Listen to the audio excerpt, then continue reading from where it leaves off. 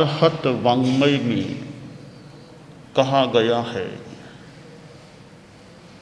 बीबी है गुण तबो रएय नित्यम, भवई निराश ए निज्जरठिये,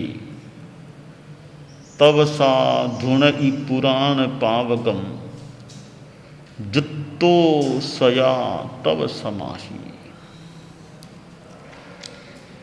आगम में 3 प्रकार का धर्म बताया गया है। अहिंसा नंबर 1, संयम नंबर 2 और तप नंबर 3। मैं तप पर कुछ अभिव्यक्ति करना चाहता हूं। अध्यात्म की साधना में आत्मशोधन की दृष्टि से तप की उपयोगिता है।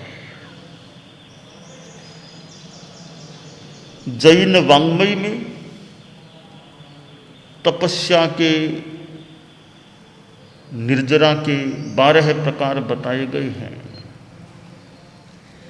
निर्जरा शब्द 9 तत्वों में से एक तत्व के रूप में है। 7वां तत्व है निर्जरा, 8वां बंध, 9वां मोक्ष। निर्जरा और तप का कार्य कारण का संबंध है। निर्जरा एक कार्य है, निष्पत्ति है, और तप उसका कारण है, साधन है। कारण से कार्य की निष्पत्ति होती है। सामान्यतया कोई भी कार्य होता है तो उसकी पृष्ठभूमि में कोई न कोई कारण भी देखा जा सकता है।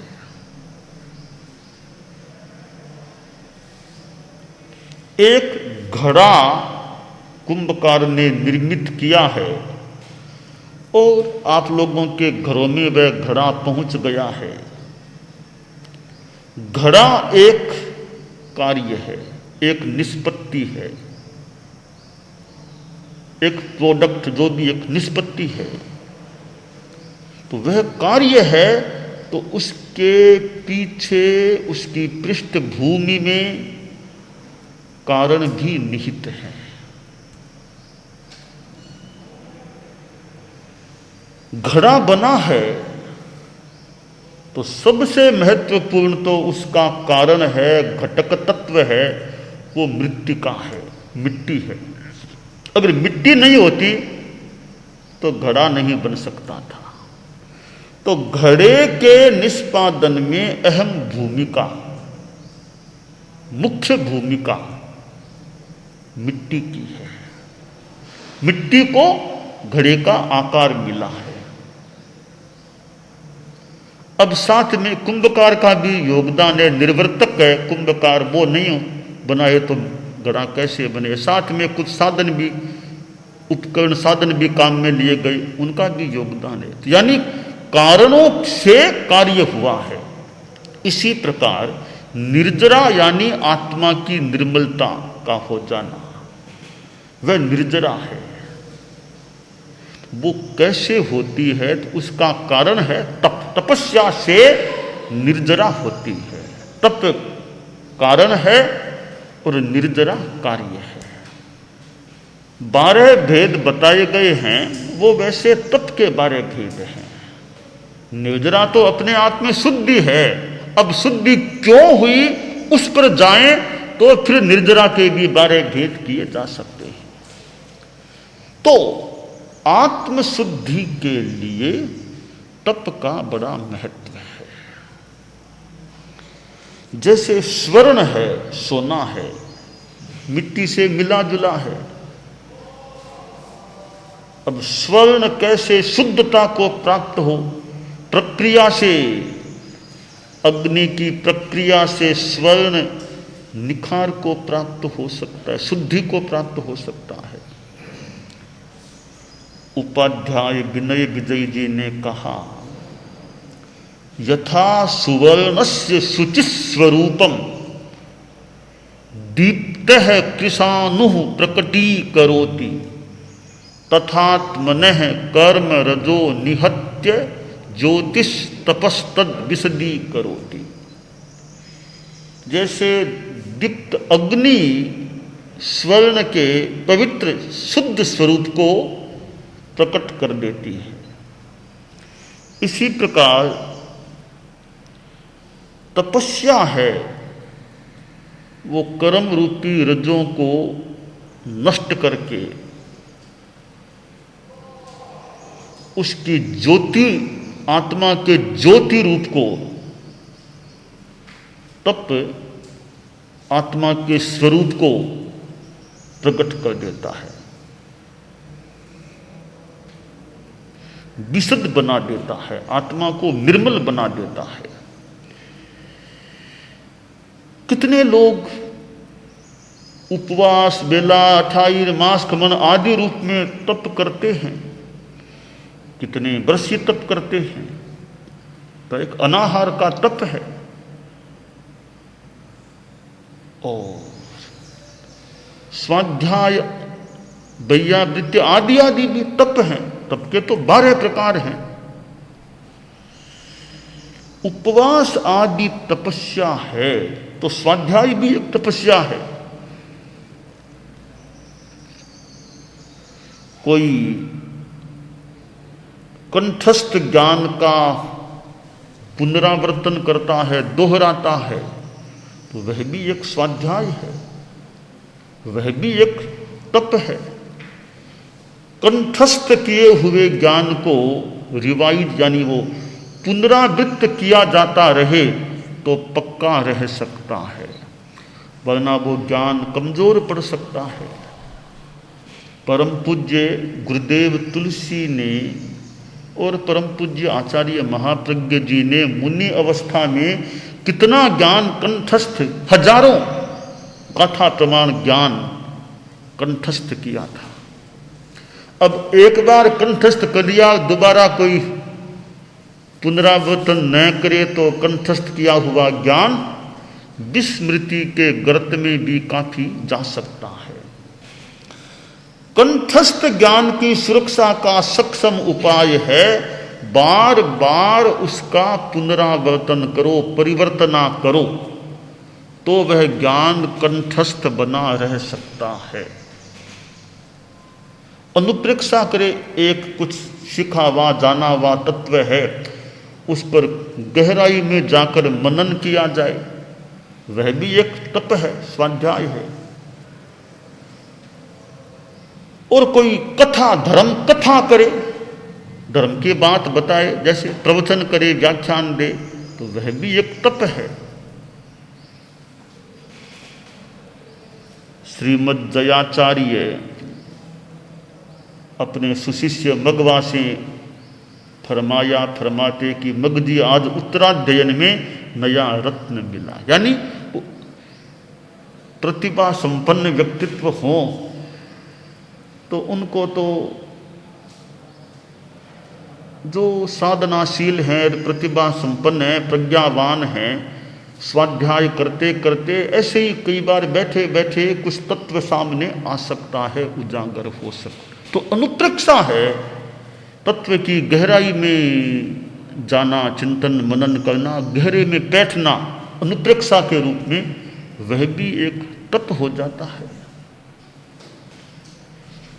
और ध्यान करना भी तप है, अपने ध्यान में मस्त स्थिरता, योग निरोध ध्यान में अपने आप में रहना। तपस्वी संत जा रहा था, सामने एक डाकू आ रहा था, संत शांत गति से चल रहा था। डाकू ने देखा, अरे कोई आ रहा है, कह अरे ठहर जा, अरे ठहर जा, ठहर जा। संत ने देखा, अच्छा कोई ठहर जा कह रहा है। संत तो साधनाशील था। संत ने कहा, भैया तू ठहर जा, मैं तो अपने आप में ठहरा हुआ ही हूं, तू ठहर जा, तू बाहर घूम रहे हो, तू ठहर जा। मैं तो ठहरा हुआ हूं, अपने आप में साधना में हूं, तू ठहर जा। तो ध्यान में जो ठहरा हुआ है, आत्मा में ठहरा हुआ है और ध्यान का प्रयोग अभ्यास करता है। ध्यान भी बहुत बड़ी तपस्या है। थोड़ी देर का ध्यान गहराई से होता है, बड़ा महत्वपूर्ण है। यो मानो एक तरफ एक बेले की तपस्या करे, बेले की तपस्या, एक गहराई वाला अच्छा वो गहरा कोई ध्यान 4, 5, 6 मिनट का ही कर ले थोड़ा सा, तो एक बेले की तुलना में वो कम नहीं पड़ेगा। वो ध्यान भी एक सीमा की बात हो सकती है, वो गहराई का ध्यान हो। तो लव सप्तमियां देवा की जो बात आती है, 7 लव जितना आयुष्य और रह जाता, साधना और हो जाती, तो वे देवगति में नहीं जाकर के मोक्ष में चले जाते। यानी थोड़ी देर का ध्यान भी, गहरा ध्यान, उत्थान की दिशा में जीव को, आत्मा को आगे बढ़ा सकता है।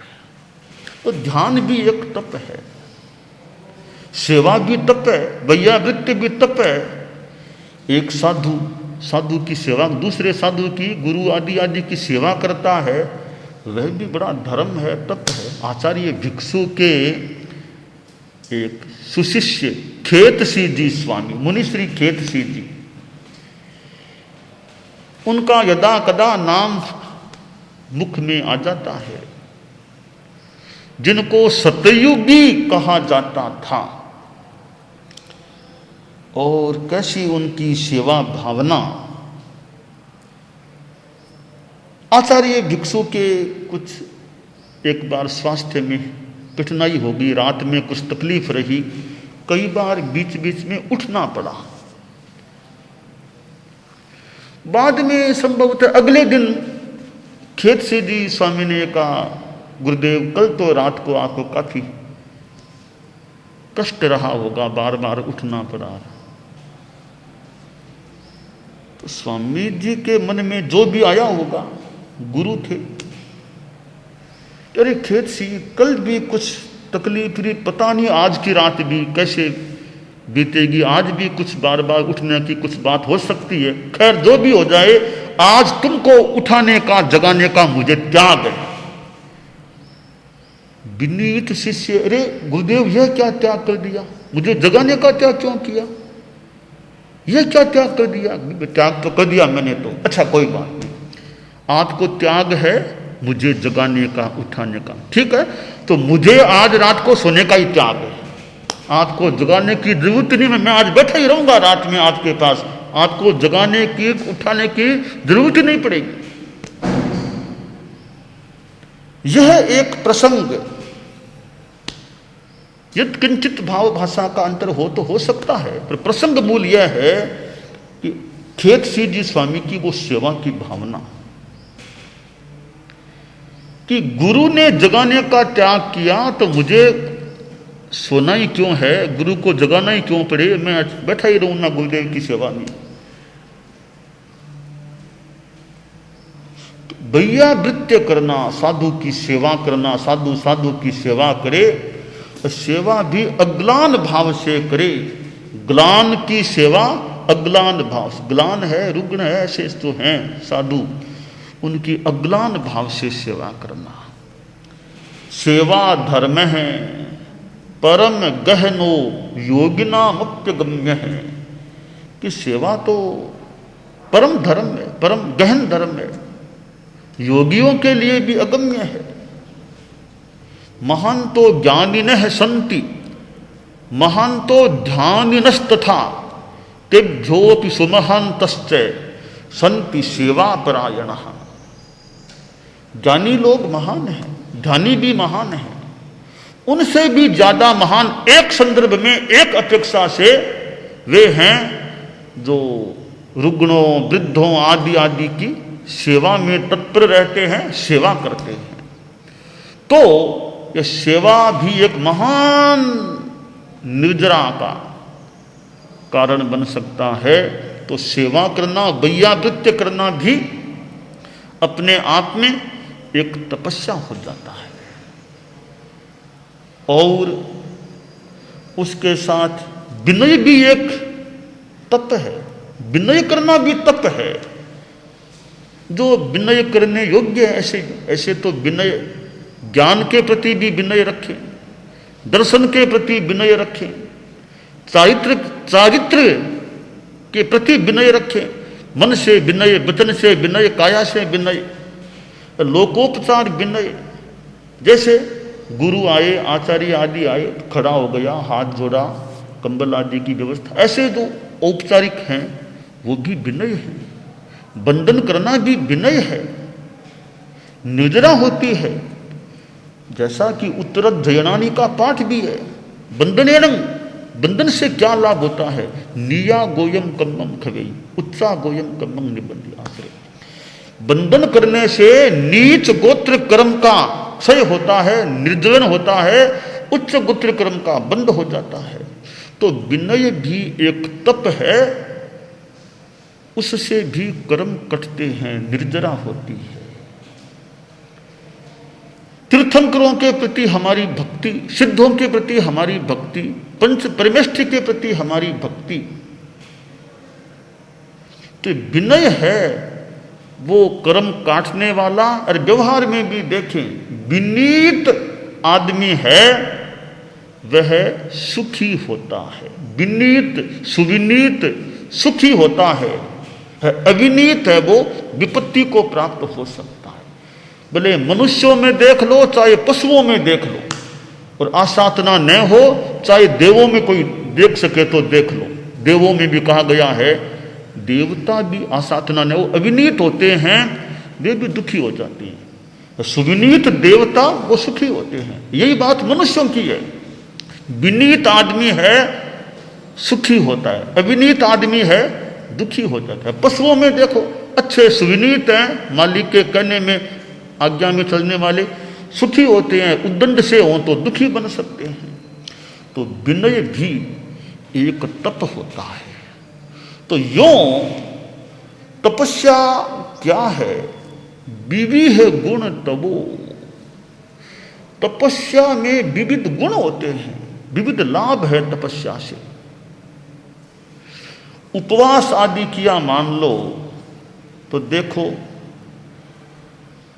भोजन से छुटकारा मिल गया, कोई खाने की बात नहीं, चिंता नहीं, मतलब नहीं अपना, यानी कितना समय बच गया हमारा। एक दिन उपवास है तो 3 टाइम अगर खाते हैं, नाश्ता और मध्याह्न का लंच और शाम का भोजन, तो तीनों टाइम के भोजन का समय बच गया। और साथ में निवृत्ति की अपेक्षा भी उपवास में कम हो जाती है, वो समय भी बच गया। और पानी भी उपवास में ज़्यादा पीने की अपेक्षा शायद न पड़े, वो भी कुछ कम हो गया। अब अपना स्वाध्याय करो, ध्यान करो, साधना करो, कितना समय मिल गया।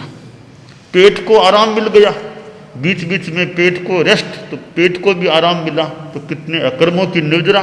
तो एक उपवास से कितने लाभ हो गए, समय की प्राप्ति हो गई, कर्म की निर्जरा, पेट को विश्राम, शारीरिक स्वास्थ्य भी अच्छा हो सकता है।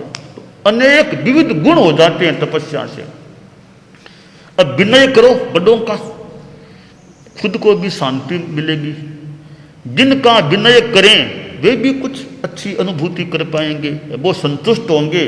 ज्ञान की बात बताएं, कुछ देने की चेष्टा भी, इतना भक्ति करता है, कुछ इसको मैं दूं, कुछ दूं इसको, तो कुछ मिल सकता है।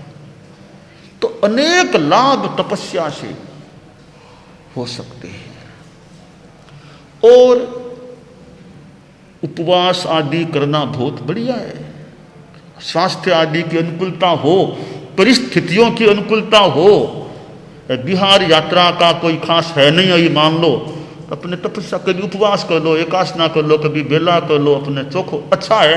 और तो कुछ ज़्यादा काम नहीं, घूमने फिरने का, तपस्या में समय का उपयोग करें। हमारे यहाँ संतों ने तपस्या का, सोलापुर के परिपार्श्व के प्रवास में यात्रा तो अभी है नहीं, तो किसी ने 11 की तपस्या कर ली, किसी ने बेला किया, उपवास चलते रहते हैं, ऐसे कुछ। तो भी तपस्या करो, अपना समय का अच्छा लाभ मिल सके। और वृद्धावस्था है, अब ज्यादा शरीर अनुकूल है तपस्या के लिए, और ज्यादा कामकाज होता नहीं, तो एकांतरा करते रहो अपना, कि और तो एक जगह बैठे हैं, कोई घूमना फिरना है नहीं, गोचरी पानी आदि दूसरे काम कर सकते नहीं है, तपस्या हो सकती है, अच्छा है। तो एकांतराक वृश्य तपक बेला जितना कर सको करो, आत्मा का उद्धार हो, खुद के अच्छा औरों के अच्छा, सब अच्छा रह सके।